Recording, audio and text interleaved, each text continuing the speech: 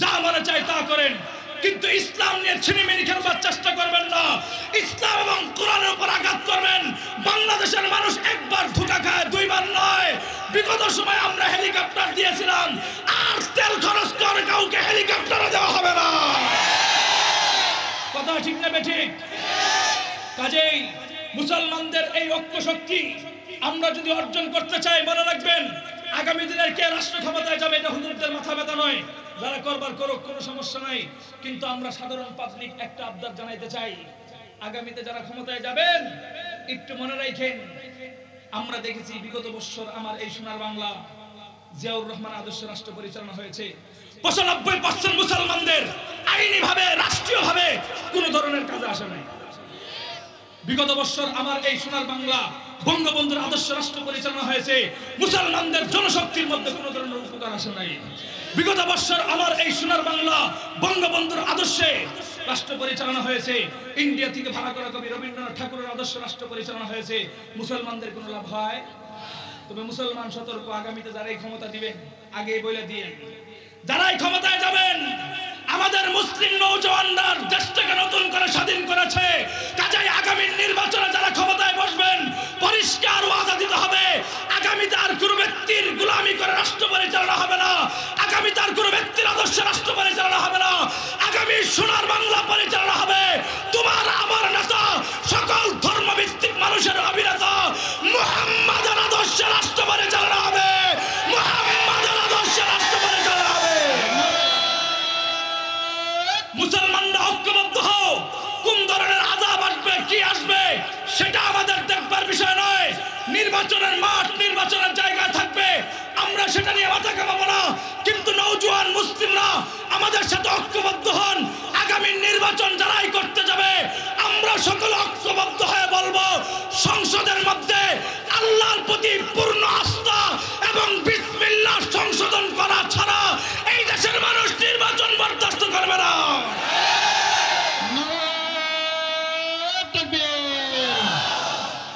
ঐক্য থেকে বিচ্ছিন্ন হয়ে যদি চলেন, মনে রাখবেন একটা কথা, উলামায়ে কেরাম এবং মুসলমান যদি দলে দলে বিভক্ত হয়ে চলেন, বিগত বছর আমাদেরকে যেভাবে ঠেঙ্গানো হয়েছে, নতুন করে আবার সময় আসতেছে হুজুরদেরকে ঠেঙ্গাবে। বিশ্বাস হয় না আপনাদের? এই যে গতকালকের এক চিত্র দেখেন, ককটেল ফুটায়, বাজি ফুটায়, কোনো প্রতিবাদ পুলিশ করে না, কিন্তু এক হুজুর নামাজ পড়াইতে গেছে, তারে ধরে রাস্তার মধ্যে পিটাইছে, কোনো হুজুররা কোনো প্রতিবাদ করে নাই। দল ছিন্ন হয়ে চলবেন, হুজুরদের উপর খুব নাস্তিক এবং ইহুদি খ্রিস্টানদের 24 ঘন্টা আছে, আলাদাভাবে চলতে গেলে ওরা আমাদেরকে নতুন করে গিলে খেয়ে ফেলবে। কাজেই এই মুসলিম জাতির নেতৃত্ব দেওয়ার জন্য মুসলমানরা যদি দলে দলে বিভক্ত হয়ে চলে, খোদার কসম খেয়ে বলি আগামী 89 শতবর্ষ পর্যন্ত আমরা মুসলমান স্বপ্ন দেখতে পারি, কিন্তু মুসলমান কোনোদিন গতিতে আসতে পারবে না। কথা ঠিক না বেঠিক? আমি পরিষ্কার সব সময় বলি, বিগত বছর আমি আর তুমি যদি আলিয়ার কওমি মাদ্রাসা বলে ভেদাভেদ না করতাম, তাহলে হয়তো আমাদের দেশের প্রখ্যাত আলেম দ্বীন শাইখুল হাদিস আল্লামা হাফেজ জুনায়েদ বাবনগরীকে রিমান্ডে দেওয়ার দুঃসাহস পৃথিবীতে কেউ করতে পারতো না। আরে আমি আর তুমি যদি সমাজের মধ্যে সুন্নি আর ওয়াহাবি বলে পার্থক্য করবার চেষ্টা না করতাম, তাহলে এদেশের লাখো কোটি জনতার হৃদয়ের স্পন্দন, যার আলোচনার আওয়াজ মৃত্যুর পরেও প্রত্যেকটা মানুষের ঘরে ঘরে উচ্চারণ হয়, মরহুম দেলোয়ার হোসেন সাইদিকে জেলের ভিতরে বন্দী করে তিলে তিলে হত্যা করার দুঃসাহস কেউ করতে পারতো না।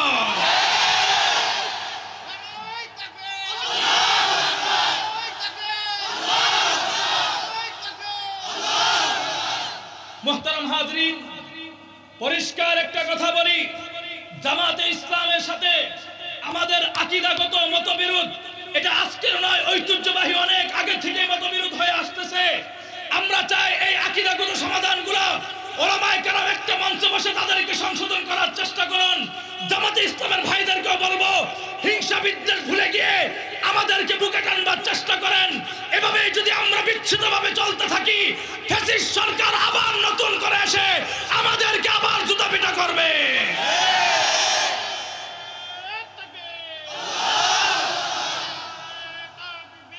আল্লাহ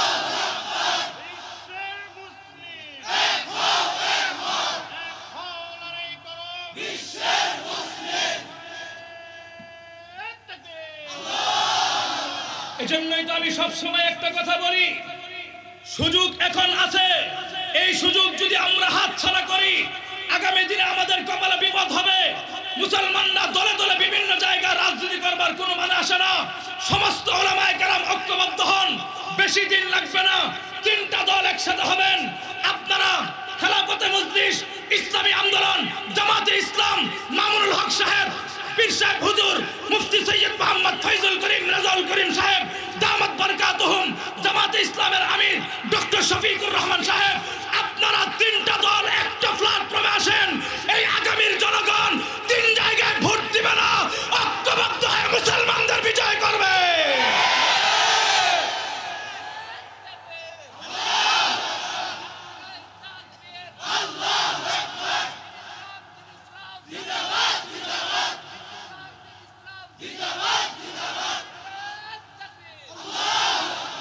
মুহতারাম হাজিরিন, কথাটা পরিষ্কার বুঝেন।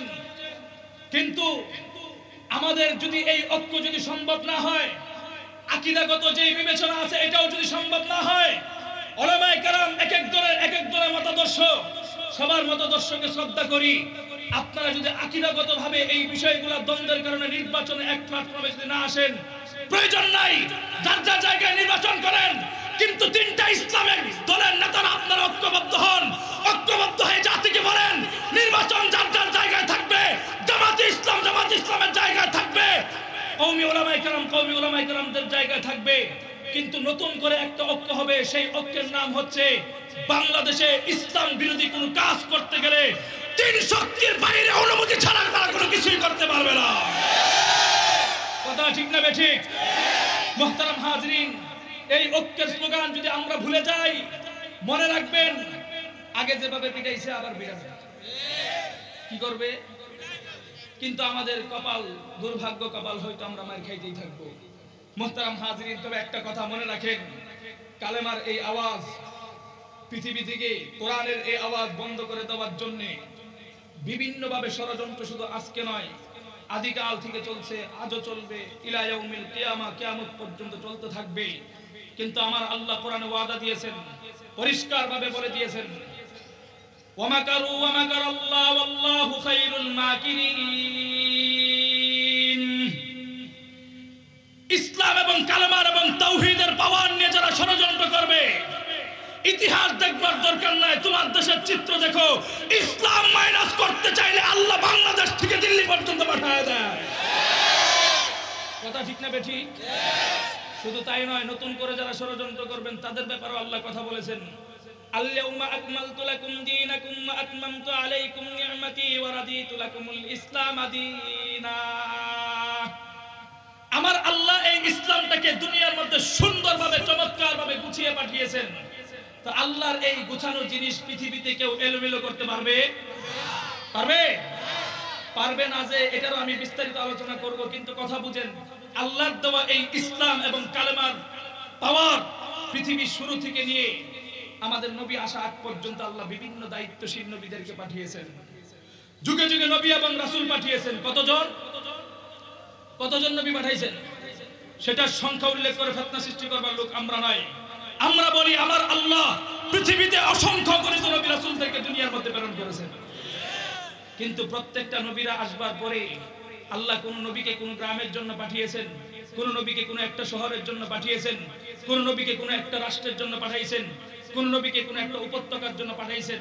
পাঠানোর পরে প্রত্যেকটা নবীদেরকে বলে দিতে, ওগো নবী তোমাদের দাওয়াতের সীমানা হচ্ছে এ পর্যন্ত, ওগো নবী তোমার দাওয়াতের সীমানা হচ্ছে এ পর্যন্ত, এর বাইরে দাওয়াতের কাজ করার কোনো সুযোগ নির্ধারণ করে দিতে। আবার বলে দিতেন, খবরদার নবী তুমি একা দাওয়াতের কাজ করবা, তোমার উম্মত দাওয়াতের কাজ করার কোনো সুযোগ নাই।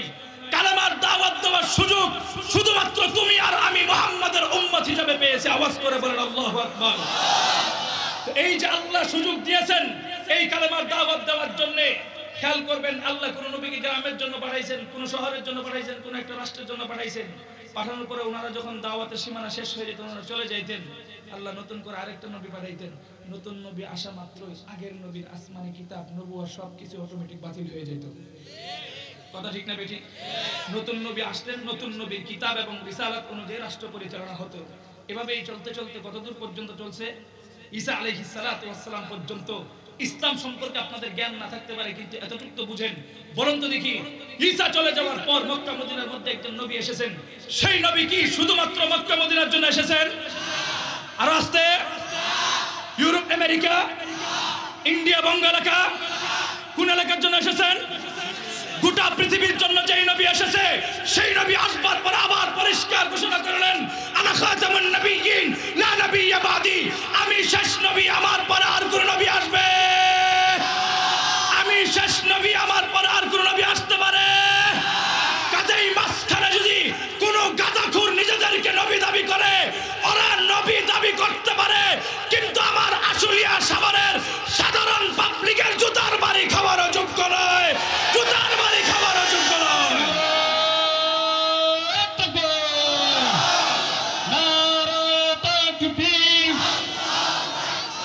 নবীর পর নবী নাই, সংসদে আইন চাই, কাফের কাফের, কাদিয়ানীরা কাফের, নারায়ে তাকবীর। মুহতারাম হাজরিন, কথাটা পরিষ্কার বুঝেন। প্রত্যেকটা নবীরা চলে গেছেন, তাদের আসমানি কিতাববাদ, নবুয়তবাদ, শরীয়তবাদ ঠান্ডা মাথায় জবাব দিবেন। আমার নবী তো চলে গেছেন, আমার নবী চলে যাওয়ার পর আমার নবীর রেখে যাওয়া আল কোরআন আসরা বাতিল, আমার নবীর রেখে যাওয়া কালেমা আসরা বাতিল, সব কিছু তো ঠিকই আছে। প্রশ্ন আসতে পারে, হুজুর নবী তো নাই, চালাবে কে? জানতে চাও? পরিষ্কার জবাব, ওয়ারাসাতুল আম্বিয়া এই যুগের আলেম সমাজ। কোন সমাজ? আর আসতে বলেন কোন সমাজ? আলেম সমাজ এই কালেমার দায়িত্ব বহন করবে। কোন কালেমা?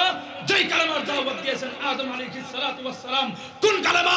যেই কালেমার দাওয়াত দিয়েছেন ইব্রাহিম আলাইহিস সালাতু ওয়াস সালাম। কোন কালেমা? যেই কালেমার দাওয়াত দিয়েছেন মুসা আলাইহিস সালাতু ওয়াস সালাম। কোন কালেমা? যেই কালেমার দাওয়াত দিয়েছেন ঈসা আলাইহিস সালাতু ওয়াস সালাম। কোন কালেমা? যেই কালেমার দাওয়াত দিয়েছেন নবী মুহাম্মদুর রাসূলুল্লাহ সাল্লাল্লাহু আলাইহি ওয়াসাল্লাম। ও দোস্ত, এই কালেমার দায়িত্ব বহন করবেন আলেম সমাজ। কিন্তু খেয়াল করবেন, ওনারা যখন দুনিয়ার মধ্যে আসতো, আমার আল্লাহ প্রত্যেকটা নবীদেরকে দুনিয়ার মধ্যে পাঠাইছেন, নিষ্পাপ উঠাইছেন। আর আসতে নবীরা যে নিষ্পাপ, কার সন্দেহ আছে? আর আসতে পরিষ্কার কথা বলে দেই, আমার নবীকে যারা নিষ্পাপ মানতে পারবে না, নবীদের ব্যাপারে যাদের সন্দিহান থাকবে, সাহাবায়ে কেরামদেরকে যারা মেয়ার হক হিসেবে গ্রহণ করতে পারবে না, খোদার কসম খেয়ে বলি, তোমার সাথে আমার সাথে রাজনৈতিক অক্ষ প্ল্যাটফর্মে একসাথে দেখা হবে, কিন্তু প্রকৃত ইমানদার হিসেবে আমি তো কখনো তোমাকে সাপোর্ট করতে পারি না। কারণ এটা আমার ঈমান, এটা আমার বিশ্বাস। আমার নবীরা নিষ্পাপ, সাহাবায়ে কেরাম মেয়ার হক, এটাই আমার ঈমান। কথা ক্লিয়ার? মুহতারাম হাজিরিন, কথাটা পরিষ্কার বুঝেন। নবীরা আসবার পরে প্রত্যেকটা নবীদের দাওয়াতে বাণীর নাম কি ছিল? কালিমাতু লা ইলাহা ইল্লাল্লাহ। কালেমার আওয়াজ এতগুলো মানুষে তো আসতে হয়। এই মেয়ে, আপনাদের এদিকে আর্জেন্টিনা ব্রাজিলে খেলা হয় না? দেখবেন এই সমস্ত যুবকরাই তো বিভিন্ন সিপাই বিশাল বড় বড় পর্দা টাঙায়, প্রজেক্টর টাঙায় আর্জেন্টিনা ব্রাজিলে খেলা দেখে মুরব্বীরা সহ রাত্রে 2টা-3টা পর্যন্ত। খেয়াল করবেন, আর্জেন্টিনা আর ফুটবলের বল গোলের ভিতরে ঢুকবার আগে মুরব্বী যুবকদের গর্ত দিয়ে আতশবাজির সাথে ভয়ঙ্কর আওয়াজ হয়, অথচ মাহফিলে এসে আওয়াজ হয় না। বোঝা যায় না ইমানে ঝামেলা আছে না নাই? অথচ তোমার নবী তোমার ব্যাপারে পরিষ্কার ঘোষণা করে দিয়েছেন, মান ক্বালা লা ইলাহা ইল্লাল্লাহু ফাদখালাল জান্নাহ। বেটা, তুই এই দুনিয়া থেকে এই কালেমার যারা পরিমাণ ঈমানের পাওয়ার নিয়ে মৃত্যুবরণ করবি, আমার আল্লাহ তোর এই দুনিয়ার 10 দুনিয়ার সমান জান্নাত দান করবে। তাহলে এই কালেমার আওয়াজ আসতে হয় না জোরে হয়? আমি আবারও বলছি, প্রত্যেকটা নবী এবং রাসূলদের দাওয়াতে বাণীর নাম কি ছিল? কালিমাতু লা ইলাহা ইল্লাল্লাহ। চমৎকার বিষয় দেখেন, আল্লাহ শুধু নবীদেরকে নিষ্পাপ বানায় পাঠায় নাই, প্রত্যেকটা নবীদেরকে আমার আল্লাহ সুন্দর সুন্দর নাম ধরে ধরে ডাকতেন। আওয়াজ করে বলেন আল্লাহু আকবার। আদম সফিউল্লাহ, মুসা কালিমুল্লাহ, ইব্রাহিম খলিলুল্লাহ, ঈসা রূহুল্লাহ, মুহাম্মাদুর রাসূলুল্লাহ। চমৎকার চমৎকার নাম ধরে ধরে আল্লাহ নবীদেরকে ভালোবাসতেন, মহব্বত করতেন। কিন্তু দোস্ত, দুঃখজনক এবং ভারাক্রান্ত হৃদয় নিয়ে কথা বলতে হয়, এই নবীরা যখন কালেমার দাওয়াত দিত, ইতিহাস ঘাটলে দেখা যেত প্রত্যেকটা নবীদের পিছনে কোনো না কোনো আবু জাহল অথবা ছাত্রলীগের দল থাকতো। কথা ঠিক না বেঠিক? কিন্তু ইতিহাস সাক্ষী, যারাই এই কালেমার আওয়াজ বন্ধ করতে চাইছে পৃথিবী থেকে তারাই মুছে গেছে। কালেমার আওয়াজ কেউ বন্ধ করতে পারে? খারাপ লাগতেছে আপনাদের? বেশি আলোচনা করব না, আর মাত্র আধা ঘন্টা। কয় ঘন্টা বলতেছে কি আমিন? আপনারা মনে রাখেন, টাইম যেন না পারে। কয় ঘন্টা?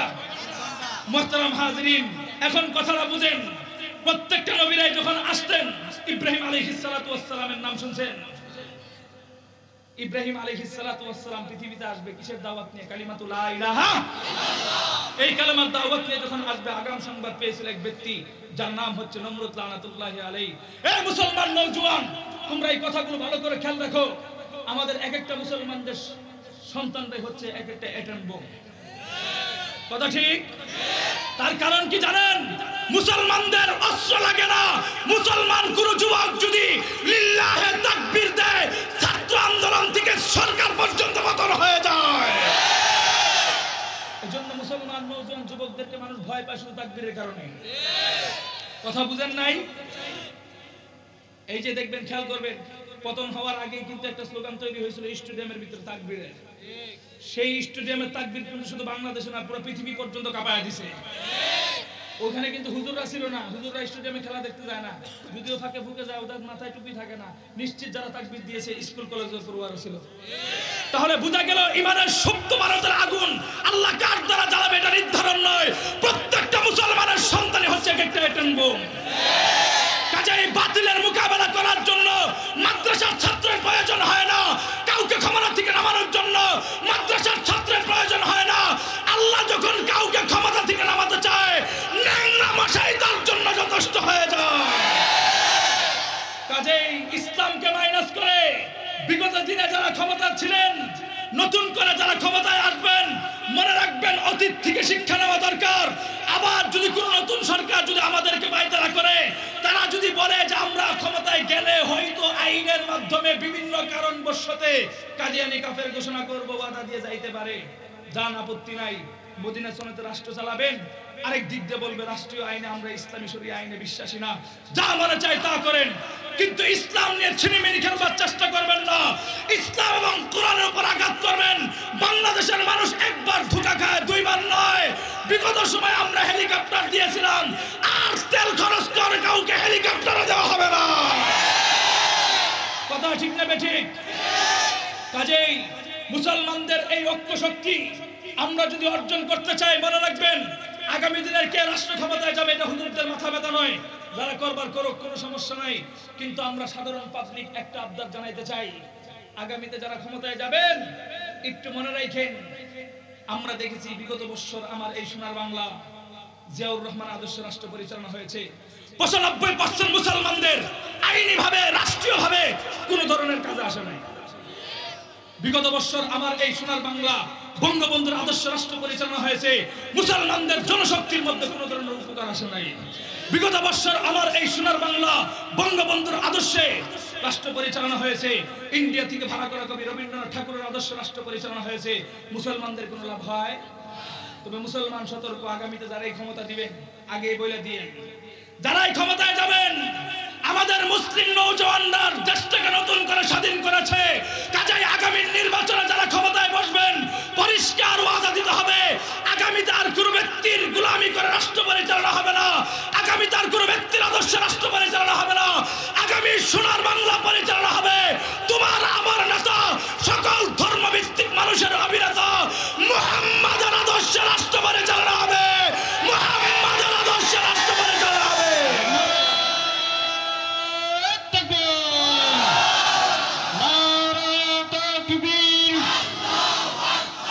ইসলামের শত্রুরা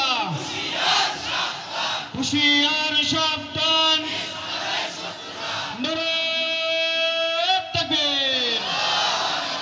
মুহতারাম হাজরিন, ইব্রাহিম আসবে দুনিয়াতে কিসের দাওয়াত নিয়ে? কালিমাতু লা ইলাহা। এই কালেমার দাওয়াত নিয়ে যখন আসবে, আগাম সংবাদ পেয়েছে এক ব্যক্তি যার নাম হচ্ছে নমরুদ লানাতুল্লাহি আলাইহি। নমরুদ যখন জানতে পারলো পৃথিবীতে ইব্রাহিম আসবে, কেন মামুনুল হক সাহেবের মতো চিৎকার করে মূর্তি ভাঙবে, এটা ছিল তার অপরাধ। কালেমার দাওয়াত দিবে, সেই দাওয়াত যেন মানুষের মধ্যে না যেতে পারে, এজন্য ছোট্ট একটা ষড়যন্ত্র করেছিল নমরুদ, যার নাম হচ্ছে জন্ম নিয়ন্ত্রণ ষড়যন্ত্র। কি ষড়যন্ত্র? এটা যারা না বুঝেন ইমাম সাহেবদেরকে জিজ্ঞেস করবেন, আমি আপনাদেরকে সহজে বুঝাই। ইব্রাহিম আমাদের কি হয়? অনেকে উত্তর দিতে দেরি করতেছে, এখনো বলতেছে অনেকে কি হয়। উত্তর দেরিতে আসার কারণ আছে। ব্রাহ্মণবাড়ি এলাকার নাম শুনছেন? খেয়াল করবেন, ওই এলাকাতে একটা মানুষ গ্রাম্য ভাষায় একটা গালি দেয়, বাপজোরটা বুঝে, নিজের বাপরে রাইখে আরেকজনের বাপ ডাকে, তার একটা বাপজোরটা। কথা ঠিক না বেঠিক? তো বিগত 16-17 বছর আরেকজনের জাতির পিতা ডাকে আইছে, নিজের পিতা তো ভুলে যাওয়ারই কথা। কথা ঠিক না বেঠিক? তো ইব্রাহিম জাতির পিতা, উনি যখন দুনিয়াতে আসলেন, ওনাকে আসা বন্ধ করবে। এখন একটু খেয়াল করেন তো, ইব্রাহিম যদি আমাদের বাবা হয়, ওনার বাবা আমাদের কি হয়? কি হয়? অনেকে এখনো বুঝেই নাই কি বলতে চাইছে। এটা বলার কারণ আছে। এর কারণ কি জানেন? আমাদের এখন নতুন নতুন সংসার হয় না, সব পোলাপান করে নতুন নতুন বিয়ে করে বউ নিয়ে ঢাকা শহরে আসে, ফ্ল্যাটে থাকে। যা হবার নরমাল ডেলিভারি হয় না, ডাক্তারের কাছে যায়, সিজারেতে যায়, সব ক্লিয়ার করে বাচ্চা কাছে সব ফ্ল্যাটে থাকে।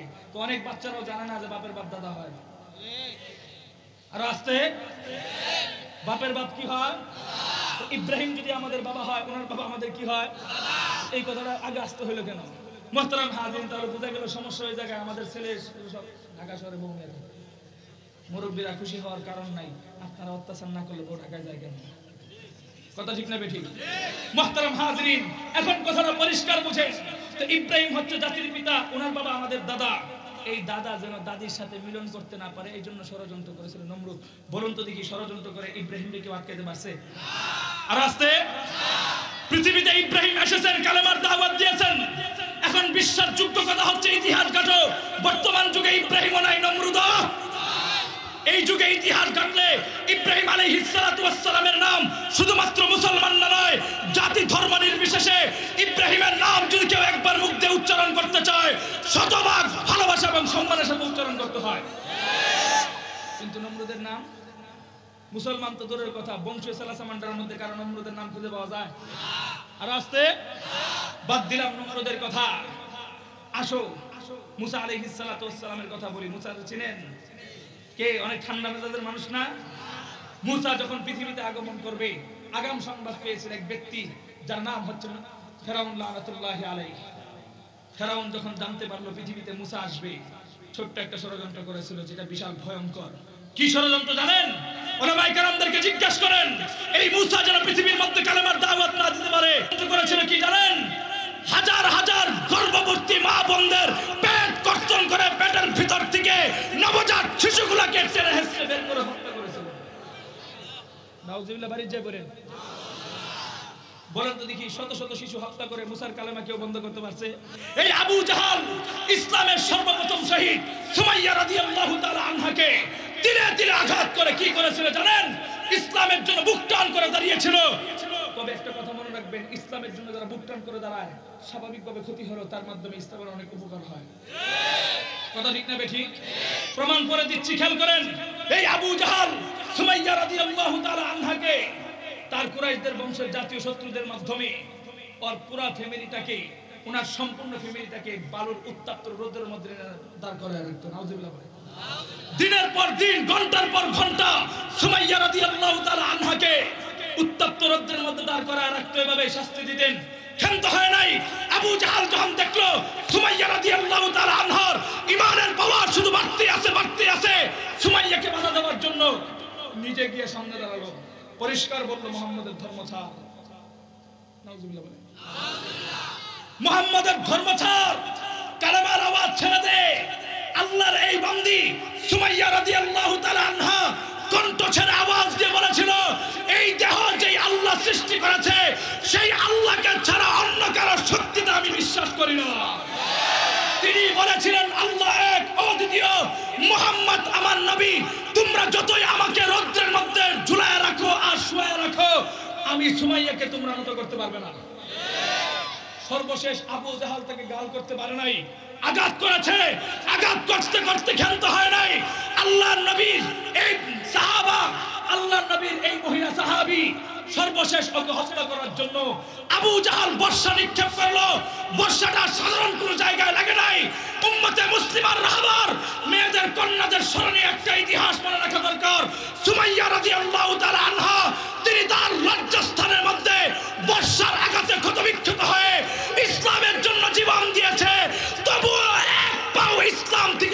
বাজায় নাই। কিন্তু আজকের এই সমাজের ডিজিটাল নারীরা 10 টাকা 500 টাকার বিনিময়ে ওরা গুলচত্বরে শাহবাগে গিয়ে ইমান বিক্রি করে, অথচ তারাও মুসলমানের সন্তান। কথা ঠিক না বেঠিক? বাংলাদেশের নারীদেরকে শিক্ষা গ্রহণ করা উচিত যে ইসলাম শুধু নওজোয়ান যুবকদের জন্য নয়, ইসলাম মুসলিম নারীদের জন্য আল্লাহ ব্যবস্থা করে দিয়েছেন। কথা ঠিক না বেঠিক? মুহতারাম হাজিরিন, খেয়াল করেন, এই আবু জাহাল সুমাইয়াকে মেরেই শুধু ক্ষান্ত হয় নাই, আমার নবীকে তিলে তিলে নির্যাতন করেছে। ইতিহাস গাবেন, উলামায়ে কেরামদের জিজ্ঞেস করেন, আমার নবী যখন এই কালেমার দাওয়াত দিত, আবু জাহাল আমার নবীকে মাতৃভূমি ত্যাগ করে ভিন্ন দেশে সফর করিয়েছেন। আমার নবীকে শুধুমাত্র সফর করায় ক্ষান্ত হয় নাই, আমার নবী যখন নামাজে দাঁড়াইতেন, এই দুষ্ট আবু জাহাল আমার নবীর গর্দনের উপর উটের ভুঁড়ি রেখে দিয়েছিল। সেই ইতিহাস আমাদের জানা আছে না নাই? বলুন তো দেখি, হাজারো অত্যাচার করে আমার নবী মুহাম্মদের কালেমার আওয়াজ কেউ বন্ধ করতে পারছে? পারবে? পারে নাই। আজকে পৃথিবীতে নবীও নাই, আবু জাহালও আরেকটা আসতে আরেকটা আসতে যেহেতু নাই, ইতিহাস খুঁজো। বর্তমানে এই যুগে আমার নবীর নাম শুধুমাত্র আমরা মুসলমানরা, একটা মুসলমানের কথাও বলবো না। আপনাদের সাভারে আশুলিয়ায় পর্যাপ্ত পরিমাণ হিন্দু আছে, বৌদ্ধ আছে, খ্রিস্টান আছে। আরে কান খুলে জিজ্ঞাসা করো, প্রত্যেকটা সে যদি প্রকৃতপক্ষে ইসকন না হয়, হিন্দু হয়, হিন্দু ধর্মাবলম্বী হয়, মনে রাখবে ওরা যা জিজ্ঞাসা করবে নবী মুহাম্মদ সম্পর্কে, সে ভিন্ন ধর্মাবলম্বী হতে পারে, কিন্তু আমার নবীর প্রতি শ্রদ্ধা রেখে সেটা বলবে যে আমরা মুহাম্মদকে ধর্মগুরু হিসাবেই মানি। আওয়াজ করে বলেন আল্লাহু আকবার। আরে বেটা, আমার নবীকে কোন ধর্মাবলম্বীরা গালি দেয় না, আমার নবীকে কোন বিধর্মীরাও গালি দেয় না। আমার নবীকে গালি দেওয়ার দুঃসাহস কে করে জানেন? আমার নবীকে গালি দেওয়ার দুঃসাহস তো তারাই করে যারা পিতৃ পরিচয়হীন অবৈধ মায়ের সন্তান। আরে বেটা, আমার নবীকে গালি দেওয়ার দুঃসাহস তো তারাই করে যারা একাধিক বাবার বীর্যে মায়ের পেটের মধ্যে জন্মগ্রহণ করেছে।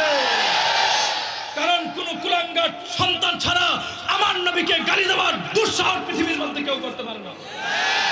কথা ঠিক না বেঠিক? মুহতারাম হাজিরিন, এখন ইতিহাসটা ভালো করে বুঝেন। নবীও নাই, আবু জাহালও নাই, আমার নবীর ইজ্জত আল্লাহ যথেষ্ট পরিমাণ বাঁচায় রাখছেন, কিন্তু কিয়ামত পর্যন্ত এটা বেঁচে থাকবে, শেষ হবে না। কিন্তু বলেন তো দেখি, আবু জাহালের কেউ ইজ্জতের সাথে চিনে? কিন্তু আবু জাহালেরও একটা ইজ্জত আছে, মানুষ তো, ওর একটা ইজ্জত আছে। যারা মক্কাতে হজ করতে গেছেন, উমরা করতে গেছেন, তারা জানবার কথা, বিশাল বড় এক বাথরুম। আর আসতে আসে না নাই? এখন আবু জাহালের ইজ্জত যদি কেউ পরীক্ষা করতে চান, আলাদা করে বাংলাদেশ থেকে মেট্রো ভাড়া করে নিয়ে যেতে হবে। কথা ঠিক না বেঠিক? তাহলে আমরা কথা কি বুঝতে পারলাম? কথা পরিষ্কার বুঝেন। কালেমার এই দাওয়াত, এই যে নিষ্পাপ নবীরা দাওয়াত দিয়েছেন, এত সুন্দর সুন্দর নবীরা দুনিয়াতে আগমন করেছেন, তারা কালেমার দাওয়াত দিতে গিয়ে যে আবু জাহাল আর ফেরাউনের দাবরানি খায়, তাহলে সেই কালেমার দাওয়াত যদি আমরা ছোটখাটো কাকমুল্লারাও যদি হাতে নেই, তাহলে আমাদের পিছনে আবু জাহাল আর ফেরাউন থাকবে না, তার গ্যারান্টি কি আছে? কথা ঠিক না বেঠিক? তাই বলে কি আর কালেমার দাওয়াত বন্ধ করে দেওয়া যাবে? দেওয়া যাবে? মুসলমানরা ঐক্যবদ্ধ হও। কোন ধরনের আযাব আসবে, কি আসবে, সেটা আমাদের দেখবার বিষয় নয়। নির্বাচনের মাঠ, নির্বাচনের জায়গা থাকবে, আমরা সেটা নিয়ে মাথা ঘামাবো না। কিন্তু নওজোয়ান মুসলিমরা আমাদের সাথে ঐক্যবদ্ধ হন। আগামী নির্বাচন যারাই করতে যাবে, আমরা সকলে ঐক্যবদ্ধ হয়ে বলবো, সংসদের মধ্যে আল্লাহর প্রতি পূর্ণ আস্থা এবং বিসমিল্লাহ সংশোধন করা ছাড়া এই দেশের মানুষ নির্বাচন বরদাস্ত করবে না।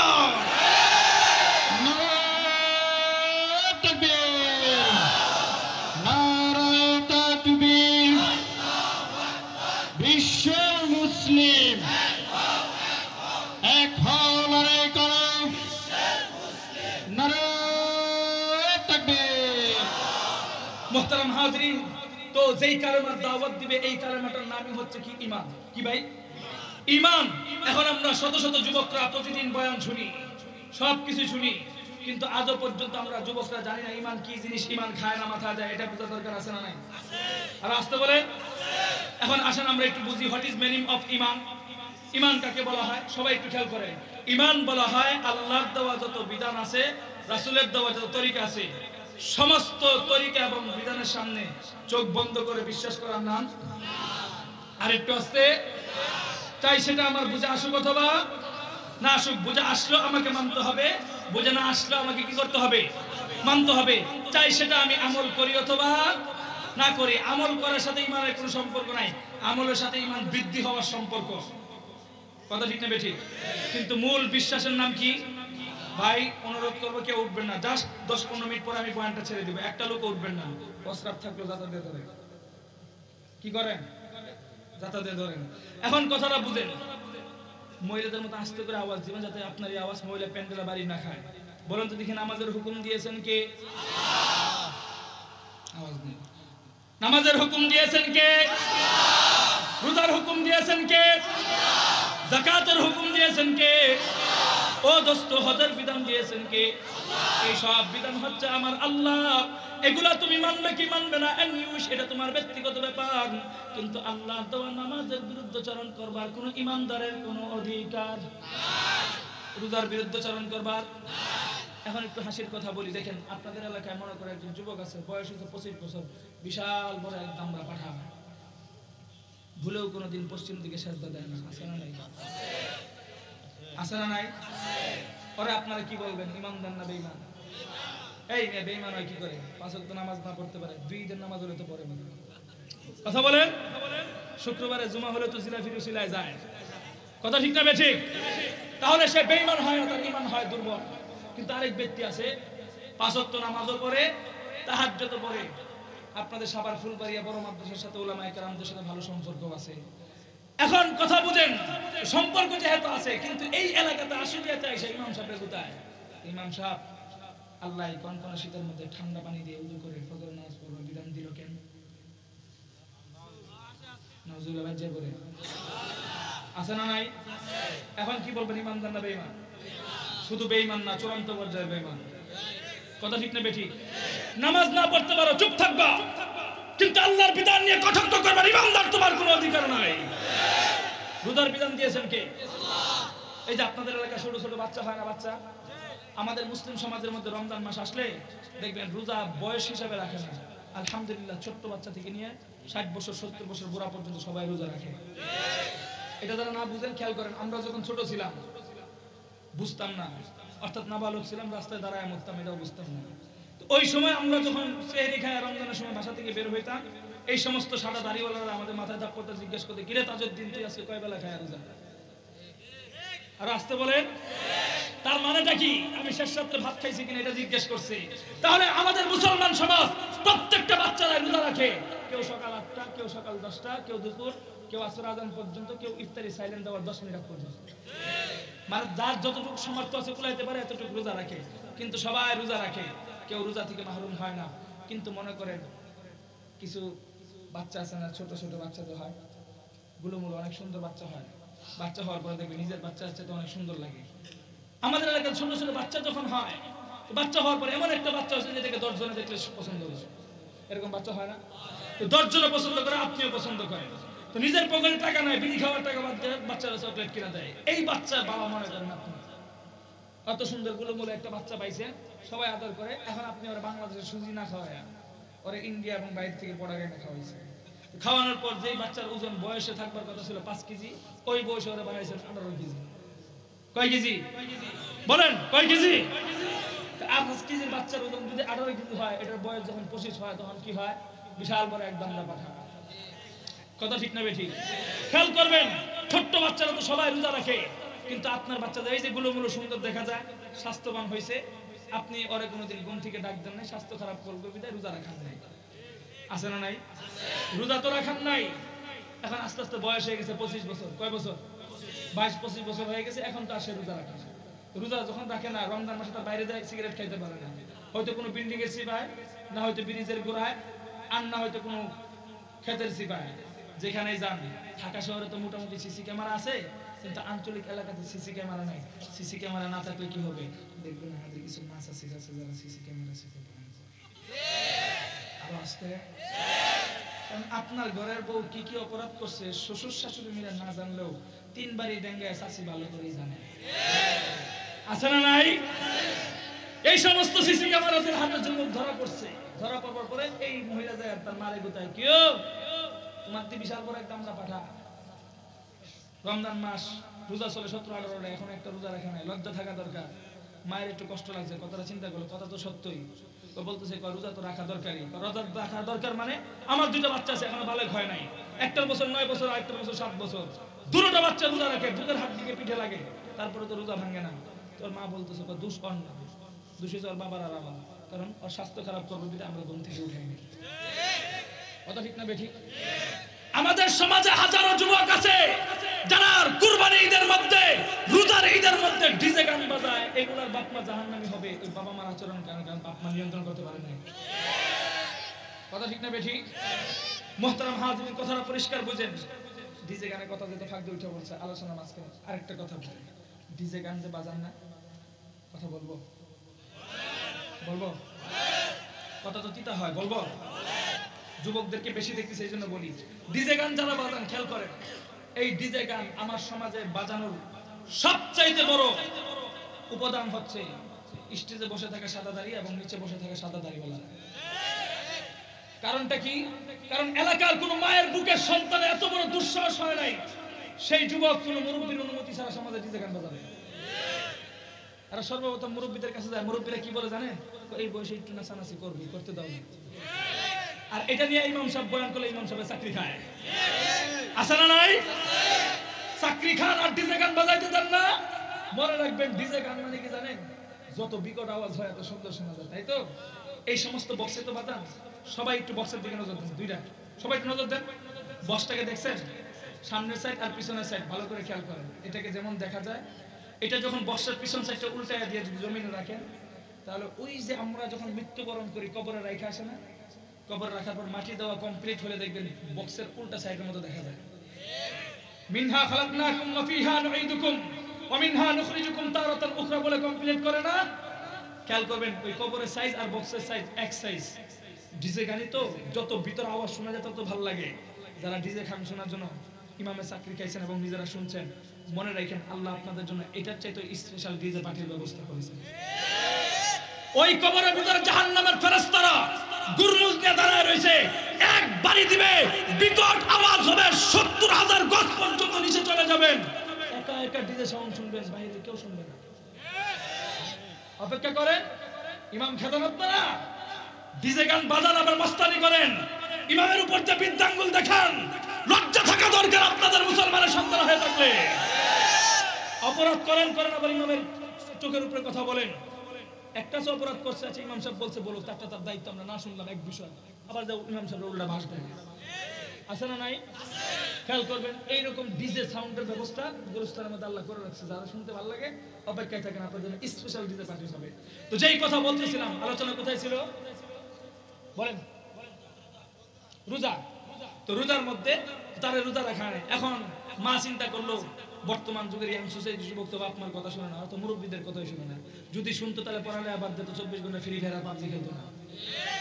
আর আসতে এটা মুরব্বীদের কণ্ঠ হইতেছে, যুবকদের কণ্ঠ না, কারণ ওরাই তো খেলে। কথা ঠিক না বেঠিক? যারাই খেলে তারাই তো ঠিক। মুহতারাম হাজিরিন, কথাটা বুঝেন। তো মা চিন্তা করলো, যেহেতু বাপ মার কথা শুনবে না, সাভারের এই ছেলেটাকে নিয়ন্ত্রণ করার জন্য ওই স্বামী ওসমান এলাকা থেকে এক কালনাগিনী ধরে আনছে, বিয়ে করে দিচ্ছে। কারণ ওই যে ওখানকার মানুষের পাওয়ার বেশি দেখলে ডরায়, আছে না নাই? সব ক্ষমতাশীলকে আল্লাহ উঠাই দিতে পারে। কথা ঠিক না বেঠিক? নারায়ণগঞ্জ থেকে ধরে আনছে এক কালনাগিনী, আয়না বিয়ে করায় দিছে। বিয়ে করায় দিয়ে মা তার বৌমাকে বলতেছে, বউ খবরদার, আমার এই ছেলে কিন্তু রোজা টোজা বেশি একটা রাখতে পারে না, তুমি রাখাবা, তোমার দায়িত্ব দিলাম, তোমার কথা শুনবে। তো বউ যখন আসছে, চিন্তা করবেন, অনেক বউরা আছে আগে নামাজ রোজা পড়ুক আর না পড়ুক, বিয়ের পর থেকে 1-2 সপ্তাহ পর শ্বশুর বাড়িতে হঠাৎ দিনদার। কি দিনদার বলেন? কি দিনদার? আর আসতে বলেন কি দিনদার? হঠাৎ দিনদার, আছে না নাই? বউ বলছে কত সুন্দর কথা, মা যেহেতু বলছে আদায় তো করতে হবে।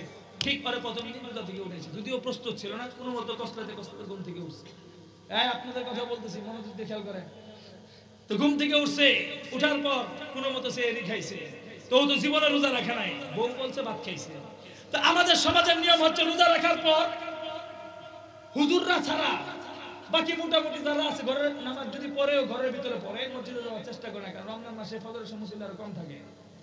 কারণ কি, ওই আলসেমিরা অনেক আগে উঠছে, কোনো মতো খায়া নামাজ পড়ে ঘুমায় যায়। তো সবাই নামাজ পড়ে ঘরের ভিতরে ঘুমায় গেছে, বাংলা শিক্ষিত ফ্যামিলি। তো ও তার নামাজ পড়ে নাই, ও ওদের সাথে শুয়েছে। কিন্তু শোয়ার পরে দেখে কি রে, এত আগে ফজরের নামাজ পড়লো, ও তো এরকম নামাজ কোনোদিন দেখে নাই। আচ্ছা পড়ছে, রাত যে কালা সাদা হয় না, কথা ঠিক না বেঠিক? অনেক আগে নামাজ পড়ছে পহলা ওয়াক্তে নামাজ পড়ার পর এখন যুবক চিন্তা করছে রাত তো কালা সাদা হয় না, রোজা তো রাখলাম বহু আগে, কোনো মতো সুসলাইতে সূর্যের আলো দেখছে। দেখার পরে দেখে শুধু ঘরের মানুষ মৃত না, গোটা এলাকা সমাজ মৃত আছে, কেউ নাই। রমজান মাস কেউ উঠে নাই, কারণ উঠবে 10টা 11টা 12টা বছর। এখন যুবক চিন্তা করে এখন কি করবো, তো জীবনে রোজা রাখে না। এখন গুতায় মেসেঞ্জার এই মুহূর্তে গিয়ে কে আসো, উঠো, আসো। কোথায় যাবো? দারুল কোরআন এতিমখানা মাদ্রাসার মাঠে। মাদ্রাসার ছাত্ররা নাকি ঘুমাইতেছে, আব্বা আম্মার কাছে শুনছি, ওখানে যায় ফ্রি ফায়ার পাবজি খেলি। আছে না নাই? জানি এই জায়গায় ঠিক করবো না, সমস্যা নাই, আছে না নাই? তো ফ্রি ফায়ার আর পাবজি খেলতেছে 8টা 9টা পর্যন্ত খেলছে। খেয়াল করে 8টা 9টা পর্যন্ত যখন ফ্রি ফায়ার আর পাবজি খেলছে, এখন একটু পেটে ক্ষুধায় চাপ দিছে। তো চাপ যখন দিছে, সে বন্ধু বান্ধব রেখে বাড়ির দিকে চলে গেছে। এখন বন্ধু বান্ধব একজন আরেকজনের কোথায়, ওই দেখ নতুন বিয়ে করছে না, গেছে রাস্তা কর না। নতুন যারা বিয়ে করে যুবক একটা আরেকটা কোথায় জ্বালায়, ভাই জ্বালায় না, বিয়ে যে কি ফেরা, যারা বিয়ে করেন না এটা বুঝবেন না, কথা ঠিক না বেঠিক? এখন কথাটা বুঝেন, একই বউর জন্য গেছে না খানা খাইতে গেছে? বন্ধুরা কোথায় এলো কি জন্য, এটা আপনাদের মাথা থেকে একটু ক্লিয়ার করলাম। তো অনেক বন্ধু বান্ধব আছে বাড়িতে কোনো কাজে গেলে বউর জন্য গেছে, কথা ঠিক না বেঠিক? এখন কথাটা বুঝেন, তো গেছে বাড়িতে, যায় বউরা জিজ্ঞেস করে, বউ আম্মাই কই? বউ তো সেই রাগ, কিরে 2-1 দিন এসে বিয়ে করছে, আমার ভালো মন্দ না জিজ্ঞাসা, আম্মার কথা জিজ্ঞেস করে, নিশ্চিত ঝামেলা আছে। তুমি আম্মারা দিয়ে কি করবা? তোমার যেটা জিজ্ঞেস এটা আম্মাই করবে। আম্মা তো অসুস্থ মানুষ, মুরব্বী মানুষ, 10টা 11টা পর্যন্ত ঘুমাইবো, শরীর স্বাস্থ্য খারাপ করবো না হয়তো। তো আমি তো এটাই চাইছিলাম যে আম্মা ঘুমাইতাম। তার মানে তোমার জাম্মা নারায়ণগঞ্জ থেকে স্বামী মুসলমান এলাকা থেকে ভাড়া করে আনছে, ঢাকা থেকে আমার রোজা রাখানো লেগে আমি ভালো করে জানি। রাস্তা কন এখন বউ চিন্তা করলো, কিরে হঠাৎ করে এই কথা কয়, তোর এদিকে আসো, তোমাকে নিয়ে একটু রান্না করে যাই। রান্নাঘর চিনেন আপনাদের কি বলে? রান্নাঘর, পাকঘর। তো পাকঘরে যাই, পাকঘরে যাওয়ার পর ছেলে আবার মেয়েকে নসিহত করতেছে, কয় আমার বাবা আমাকে অনেক আদর করে পালছে, জীবনে কোনোদিন কষ্ট দেয় নাই, রুষ্ট পিষ্ট খাবার খাওয়ায় এই বিশাল বড় একদম আমরা পাঠা বানাইছে আমার। তো আমি তো কোনোদিন রোজা রাখি না, আমার কষ্ট হইতেছে, আসো কটা ভাত খাই। বউ প্রথম ভাবছিল হয়তো ডাল বড়া ইত্যাদি ভিজাবার বলবে, বিকালে ইফতারি বানাবে, কিন্তু না, ঘটনা অন্যদিকে। বউ যখন এই কাহিনী দেখতেছে, দেখার পরে আবার ছেলে বলতেছে, তুমিও তো মনে হয় এক মারে একছে, তোমারও অনেক আদর করে পালছে, তো আমার যেহেতু ক্ষুধা লাগছে, তুমি যদি নতুন বউ থাকবা কেন, আসো দুজন মিলে খাই। বউ মনে মনে করেছে, আমিও যে রোজা রাখছি না, এই কথা হেরে করে আমি তো রাখাইতে পারি। আছে না নাই? বউ রোজা রাখে নাই, এখন এই কথা যখন বলছে তুমিও খাও আমিও খাই, বউ গভীর ভাবে চিন্তায় পড়ে গেল। হঠাৎ দিনদার, আল্লাহকেও ভয় করে, সে চিন্তা করতেছে রোজা রাখার বিধান কি? ফরজ। রোজার বিধান রোজা রাখা, চিন্তা করতে রোজা রাখা ফরজ, আল্লাহর হুকুম। স্বামীর হুকুম মানাও, স্বামীর হুকুম মানাও। এখন বাংলা ফরজ আর আরবি ফরজ দুটো মিলে ফেস লাগিয়ে দিছে, আছে না নাই? আর সে চিন্তা করছে দিনদার, হঠাৎ দিনদার ভিতরে ভিতরে নতুন নতুন বয়ান আসছে। কিন্তু গত বছর না আমি দারুল কোরআন মাদ্রাসার এক বয়ানে শুনলাম, এক হুজুর বললো, গুনাহ যতই করি না কেন, অ্যান্ড্রয়েড মোবাইল দিয়ে হোক আর যাই দিয়ে হোক, আল্লাহর কাছে যদি হাত তুলি, আল্লাহ বলেছেন লা তাকনাতু মির রাহমাতিল্লাহ, যত অপরাধ থাক মাফ করে দিবে। কারণ বউ চিন্তা করতেছে আল্লাহটা তো আল্লাহর হক, ইফতারির সময় রোজা না রেখে কেউ যদি তওবা করে আল্লাহ মাফ করে দেয়, কেউ ফিরাইতে পারবো না। কিন্তু জামাইয়ের কথা যদি না শুনি, জামাই যদি কষ্ট পেলে মাফ করবো কে? আছে না নাই? এখন চিন্তা করলো ফেস ফেস লাগায় দরকার নাই, আইও তুমিও খাই আমিও খাই, এরকম খাওয়ান না পার্টি আছে না নাই? আর আসতে তো দুইজনে মিলে খানা খাইছে, মাথা ঠান্ডা করে একটু জবাব দিবেন, দুইজন যে রোজা ভাঙলো, ওরা ইমানদার না বেঈমান?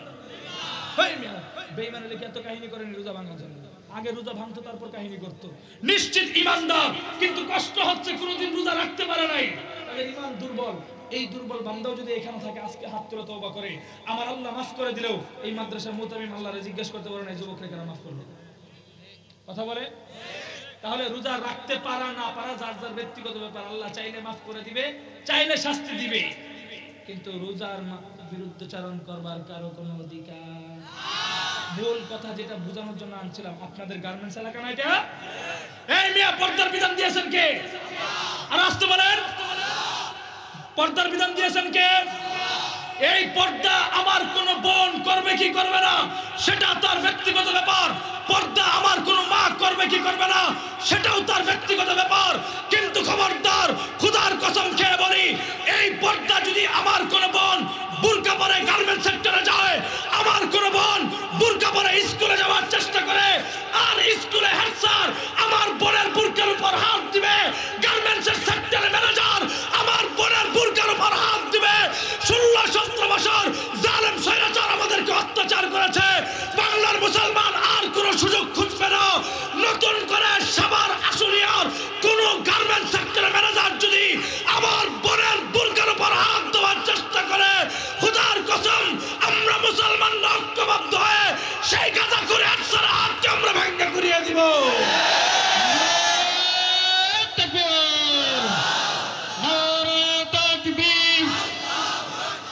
ইসলামের শত্রুরা হুশিয়ার সাবধান, বিশ্বের মুসলিম এক হও, এক হও, নারে তাকবীর। এই মিয়া যুবক, এই মিয়া মুরব্বী, তোমাকে সুরে বলতেছি না, আমার ভাষার আওয়াজটাই এরকমই, একটু বুঝবার চেষ্টা করবেন। আমাকে আল্লাহ আপনাকে দুনিয়াতে পাঠিয়েছেন, আমি আর তুমি যখন মালিকুল আমলাক, তোমার সৃষ্টিকর্তা, তোমার বাপদাদার সৃষ্টিকর্তা, গোটা কুল কায়নাতের সৃষ্টিকর্তা রব্বে কারীমের সামনে দাঁড়িয়ে তুমি আর আমি যখন চিৎকার করে বলি আলহামদুলিল্লাহি রাব্বিল আলামিন, আল্লাহ গো আমরা তোমার প্রশংসা করতেছি তোমার ভালোবাসা পাওয়ার জন্য, ভালোবাসার জন্যই তো আল্লাহকে যখন তুমি বলো আল্লাহ আমি তোমার প্রশংসা করতেছি আলহামদুলিল্লাহি রাব্বিল আলামিন, তোমার ভালোবাসা পাওয়ার জন্য, ও দুনিয়ার মানুষ তোমরা কি আমাকে একটু জবাব দিবা? ঢাকা শহরের আশুলিয়ার যুবক নারায়ণগঞ্জ মেয়ের সাথে বাংলা বিশুদ্ধ কথা না বলবার কারণে যদি জুতার বাড়ি খেয়ে থাকে, তাহলে তুমি আর আমি গোটা দুনিয়ার সৃষ্টিকর্তা রব্বে কারীমের সামনে দাঁড়িয়ে সূরা ফাতিহা অশুদ্ধ তেলাওয়াত করব, সূরা ইখলাসের হাত পা ভাঙা গুড়া করে আমার আল্লাহর সামনে উপস্থাপনা করবা, আর আমার আল্লাহ তোমার সাথে হাসতে হাসতে পিরিত মারিয়ে তোমার নামাজ কবুল করবে। বেটা তুই ধারণা করলে কি করে? এই মেয়ে ধারণা করলে কি করে? বয়স হয়ে গেছে 55 বছর, 60 বছর, আজও পর্যন্ত কুল হুয়াল্লাহ ঠিক নাই, আজও পর্যন্ত সূরা ইখলাস সূরা ফাতিহা ঠিক নাই। ঠিক না থাকলে কি হবে দেখবেন, ওরা ইমাম সাহেবের হাতে বাইরে সূরা শিখতে দূরে করে 24 ঘন্টা বাস দিয়ে সময় পায় না। আছে না নাই?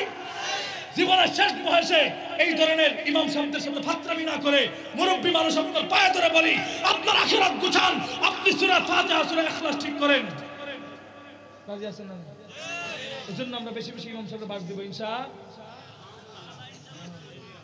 বাস দিবেন। ইমাম সাহেবের বাস না দিয়ে ইমাম সাহেবের হাতে পায়ে ধরে সূরা ইখলাস শিখেন।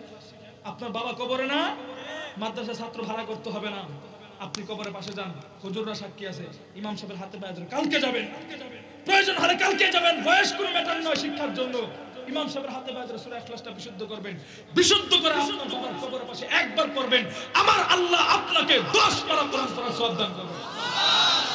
পুরা কোরআন শুদ্ধ করার কোনো প্রয়োজন নাই, শুধু ইমাম সাহেবের সামনে আগের হিংসা ভুলে গিয়ে সুদের বয়ান দিয়ে দিকে বেটা দেখতে পারেন না, রাজনৈতিক ডাইনা বামে আলোচনা করে দেখতে পারেন না, সব বাদ দেন, বাদ দিয়ে হাতে পায়ে ধরে সূরা ইখলাসটা ঠিক করেন, শুদ্ধ করে 2 বার পড়বেন, আমার আল্লাহ আপনাকে 20 পারা কোরআন পড়ার সওয়াব দান করবে। ইমাম সাহেবের সাথে নেশানিশির কথা ভুলে যান, কোন দিন মসজিদ ঝাড়ু দেয় নাই এটার দায়িত্ব আপনার নয়, কোন দিন মসজিদের জুতা উল্টে রেখেছে সেটাও দেখবার দায়িত্ব আপনার নয়। ইমাম সাহেবের কাঁধে কাঁধ মিলাবেন, বয়ান শেষে গুলাগুলি করে মাপ চাবেন, যদি সূরা ফাতিহা সূরা ইখলাস অশুদ্ধ থাকে মাপ চেয়ে সকাল থেকে শিখবেন, 3 দিন 4 দিন লাগবে না, 1 সপ্তাহে ঠিক হয়ে যাবে। সূরা ইখলাস ঠিক করেন, ঠিক করে 3 বার পড়বেন, আমার আল্লাহ আপনাকে টোটাল কোরআন খতমের সওয়াব দান করবে। রাজি আছি তো ইনশাআল্লাহ? রাজি আছি তো ইনশাআল্লাহ? এই কাজগুলো যদি তোমরা করতে পারো, মুরব্বীরা যেমন করবেন, যুবকরাও করবেন, আপনাদের মাধ্যমে ইসলামের বিজয় হবে, হবে তো ইনশাআল্লাহ? আমরা যদি নওজোয়ানরা নতুন করে দাঁড়ায় যাই, মনে রাখবেন দেশের বৈষম্য দূর করার জন্য যদি শহীদ আবু সাইদ আর মুগ্ধ যদি রক্ত দিতে পারে, খোদার কসম খেয়ে বলি মাদ্রাসা মসজিদ ইসলামকে টিকিয়ে রাখবার জন্য এক আবু সাইদ আর মুগ্ধ নয়, এরকম সবার থেকে হাজার হাজার আবু সাইদ আর মুগ্ধ তৈরি হবে। কাজে ইসলামের বিরুদ্ধে করে বাংলাদেশ থেকে মুসলমানদেরকে কেউ শেষ করতে পারবে? করলে আমরা রুখে দিব। রাজি আছি তো ইনশাআল্লাহ? আল্লাহ সবাইকে কবুল করুক, সকলে বলে আমিন। ওয়া আখিরু দাওয়ানা আলহামদুলিল্লাহি রাব্বিল আলামিন। আসসালামু আলাইকুম ওয়া রাহমাতুল্লাহ। কেউ উঠবেন না, 1 মিনিট।